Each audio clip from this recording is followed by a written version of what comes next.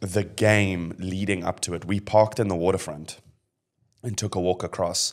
And I like that walk because everyone's dressed in green and the flags are waving through the waterfront already. It's such a vibe. You get past Ferryman's, that area, and it's just like a green ocean. And this was in the pissing rain. South Africans came out to show their support. No one does it like a Safa. No, I'm so it's brilliant. convinced of that, dude. It was just, well done, guys. What a flippin' vibe. Cape Town, yes, you oaks delivered. That was such a jewel. But I'm actually so bleak because I've never experienced it. I've only experienced it like through a bus window and looking at the crowd as you're driving past.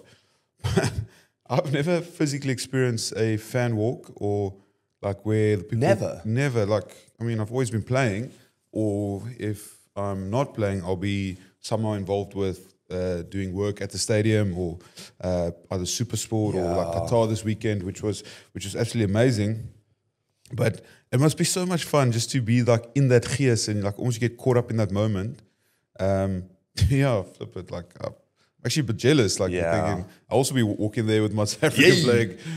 He called me Bokke. Hey, it's such a jewel, dude.